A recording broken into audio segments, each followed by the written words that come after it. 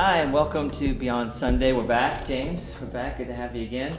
Glad to be here. Lots more to talk about. It never ends, does it? It never ends. The We'll more we never talk, get finished. the more we talk, the more there is to talk I about. know. It's amazing. It's like a gossip thing, isn't it?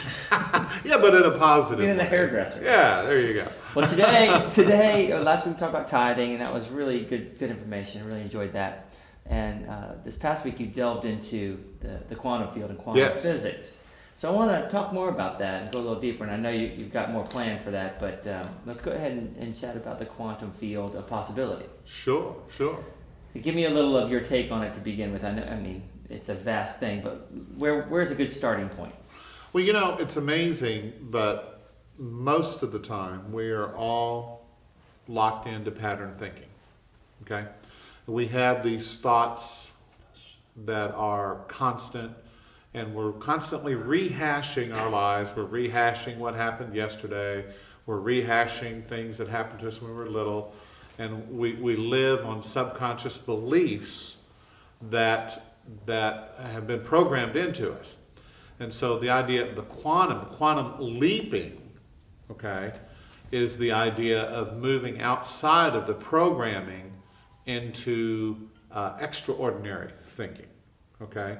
Which you move from the normal thinking to divine mind, from the human mind connecting to the divine mind, which is the collective, the psychologists, psychoanalysts call it the collective unconscious, okay? And we are all connected to this one mind. And so learning how to move from our mind to the divine mind is a very powerful tool to have in your life. Well, it's interesting because it's a scientific thing, and this is where science and religion is coming together, spirituality. Right. Absolutely. Because it actually works on both levels. Yeah. Well, I wrote down a note here.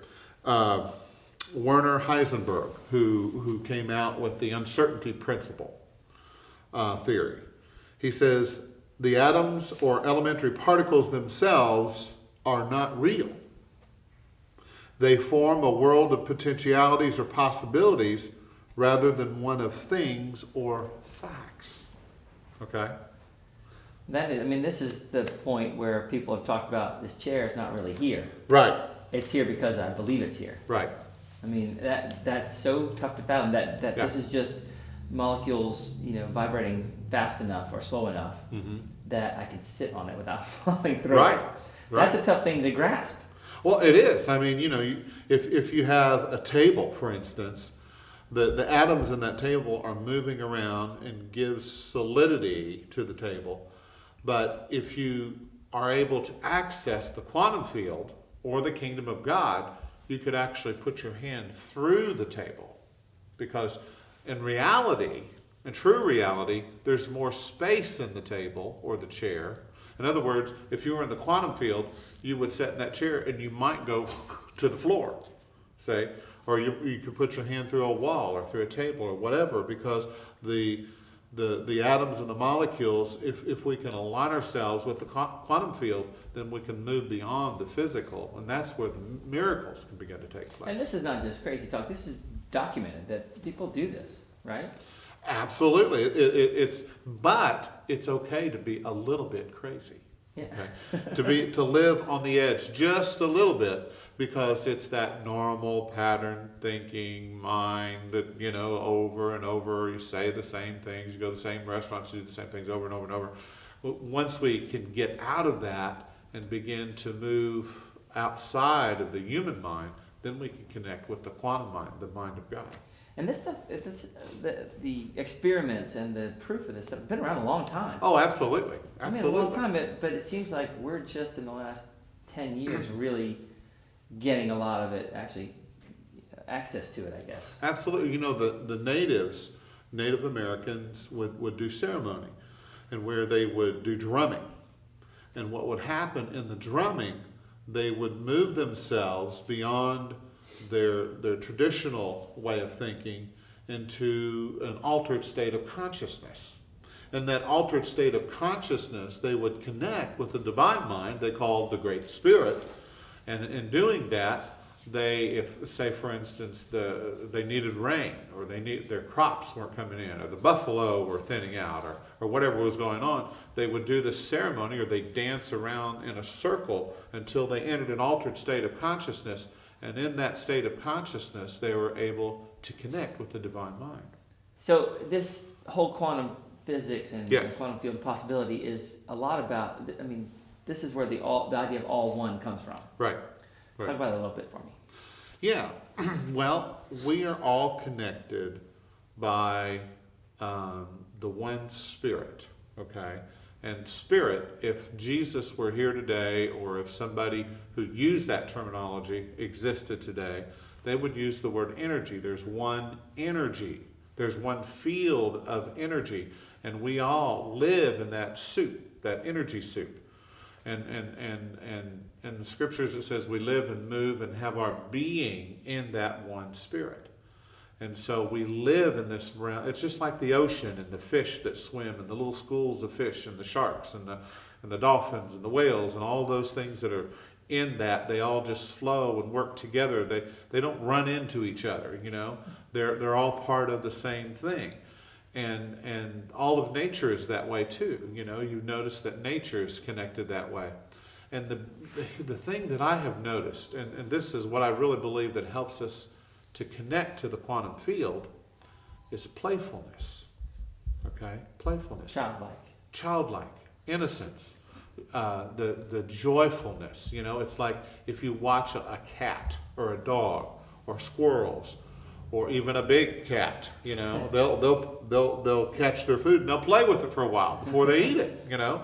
And that's the way that if you see that in nature, then what that means is that is actually the nature of God. The nature of God is very playful.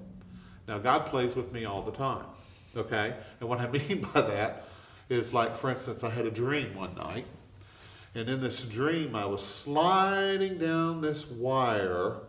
And then when I got to the end of it, there was a crash, okay? Well, interestingly, the guys here at the church, our crew, had put a new mirror in the women's restroom. And so when I came in, somebody said, oh, the mirror broke in the restroom. I said, what do you mean? I went in there, and it was hanging by a wire, and all of the glass had fallen forward and had crashed on the floor. And so in my dream, I was actually on that wire, sliding down it, and then I heard the loud crash. That's wild. That's wild, isn't it? Yeah. But see, the divine mind is playful. The more we can play with energy and play around in this spiritual thing, you know, this spiritual essence, then that's how we create, is through that playfulness and through that joy. So, but it's outside of the normal human mental thinking, rational, left brain world, you know. Well, I mean, if you look back, it seems to me that Jesus was just accessing the quantum field possibility. Yes. Or God. Same thing. Right. Yeah. So how do we do it? How do we access it? Yeah, well, we have to learn how to shift from, you know, the science they call it the various states of mind, the beta, alpha, theta, and delta states. And if you can move from the beta, which is the logical mind that we need, okay, it's very important. We got to have it, you know, it keeps us out of the rain. You know, we pay our bills on time, et cetera, et cetera. Watch out for the bus, yeah. And, you know, that's important. But if you want to enter into the divine mind, you have to move out of that consciousness. You have to move out of the pattern thinking and open yourself up to divine thinking, divine thought. And the way you do that is you use drumming, you use meditation, you use, I gave the story this past Sunday about how a friend and I were discussing something very joyfully and very playfully. We were kidding around about something. And the very next morning, I got a phone call from a totally different person about this very thing that we were joking about, you know. And so we actually, and what I've discovered about this particular situation, I didn't understand it when it happened because it was weird, you know, it was so synchronistic. But what I discovered is that it was the playfulness and it was the kidding and the joking around. What if you and I were just to sit here and joke about how rich we were, or how healthy we were, or how our relationships were just so fabulous? You know what I mean? Okay. You go first. There you go. Yeah. And you start playing with life. You start playing with these things. And you begin to create. You begin to create. So it's just getting into that. Well, it's getting out of your this world. Yes. This Yes. what's in front of you, your five senses, Right.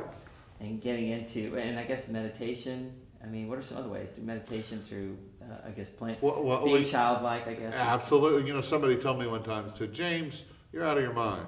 They were joking around. I said, "No, I'm out of your mind." And so that's what you have to go beyond the mind. However you can do that. You can run. You ever heard of the runner's high?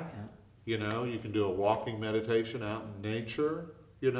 Whatever you need to do to calm yourself, or to enter into circle dancing. Is what they used to do. All of the ancients would do that. They would do a circle dance, and through doing that, there was a connectivity. There was a unity, that came about, and through that, then they were able to see things happen, And I believe that that's how we create too. So it's the idea is to find more moments of joy. Right. Than the opposite. Yeah. Than the alternative. And make it up, because all of this is made up. That chair was made up. It was thought up by somebody. The shirt that you're wearing, the clothes that you wear, everything. Somebody thought it up. And guess what? Your body that you have right now, somebody thought it up. Well, that's a little created deeper. it. Yeah. That's a little deeper. Somebody thought, oh, we need eyes, we need ears, we need a mouth, we need a nose. And it's perfect, So this divine intelligence, if it knows how to make a body that is able to communicate in this world, then it also knows how to take care of us. So if my job obviously my job, but if I can access the field on a regular basis, more often than not, right, then I'm heading the right direction. Where does faith come in? Faith.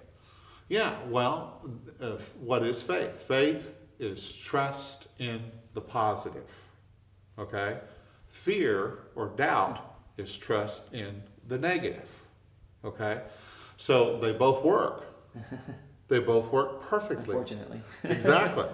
And so whenever we doubt or fear, then we're creating situations and circumstances that are shifting, and because we've not locked in, we've not focused. And so, but faith, on the other hand, is when we move outside of the logical mind and we move into the higher mind, and we see more clearly. And then we can say, this right here is what I need. And you focus on it, you lock into it, then you create that form that the energy comes through and creates it for us. So, I mean, I've heard that look, we're always co-creating with God.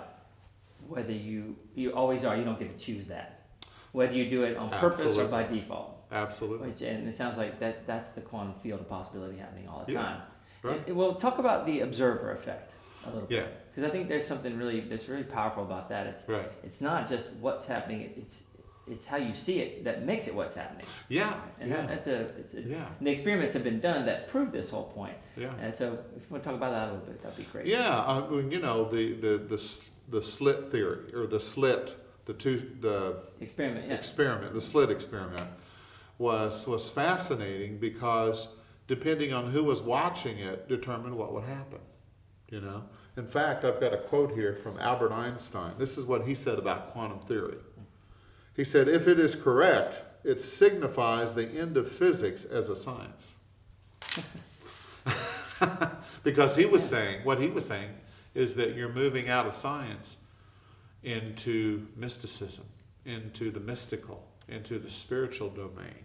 And so that's why, as you mentioned earlier, it's all connecting together now. The science is proving the spiritual is connecting with the science. Well, yeah, how could physics work when it changes depending on who's looking at it. That's That right. must drive scientists crazy. Yeah, yeah. And that's the placebo effect, which is so fascinating. Mm-hmm. There are some medicines out there that they experiment with, that they try, and they put it up against a placebo. And a placebo many times is more powerful than many of the drugs. And it's because that people believe in it. You tell them, okay, you take this pill, it's going to alleviate your pain. Oh, okay. And so they take the pill and their pain is gone. And they don't even know that there was a sugar pill.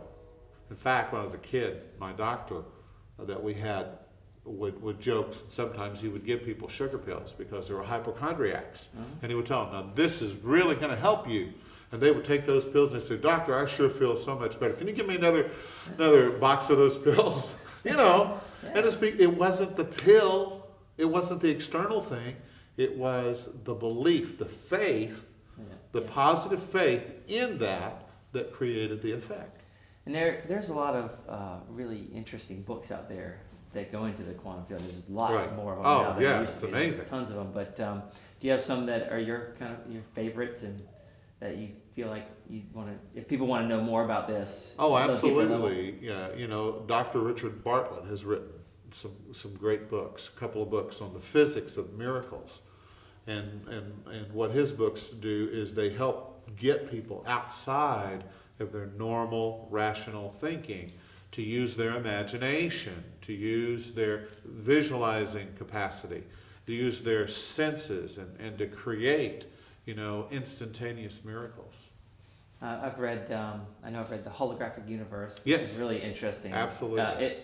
But you got to be ready for some scientific stuff. Right. It's really intense that way. Yeah. But I loved it. I mean, I love being explained like that. And also, there's What the Bleep Do We Know Down the Rabbit Hole. Everybody should watch that. Both of them, yeah. Absolutely, should watch those because they are so fabulous. It's like Morpheus talking to Neo said, if you take the blue pill, you can go back to your normal life the way it was.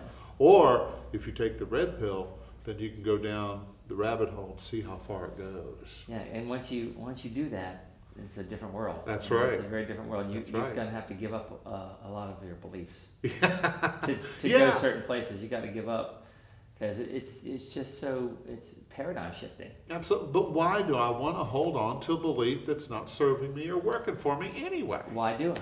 Yeah. Well, it's because we're used to it. It's comfortable. It's comfortable. Yeah. You know what to expect. Exactly. Yeah. So, but once you start down the rabbit hole and you see that the reality is just shifting and phasing in and out, and things are not the way you think. They're more movement and changing, and so you have to learn how to go with the energy, go with the flow, and work with the energy rather than trying to manipulate and control and make everything fit into a certain box. Well, it's been, great information. It's been a lot of fun. I'm looking forward to this Sunday as we go a little deeper. Yeah. And how many weeks are you going to do this on who knows? We're just kind of going with the flow here. We'll let the quantum field possibility decide. There you go. Yeah, we'll just go with that. Thanks for being with us again, and I look forward to the next week. All right. Great. Thanks, you. Randy. Appreciate it. Thanks. Thanks for watching. We'll see you next week.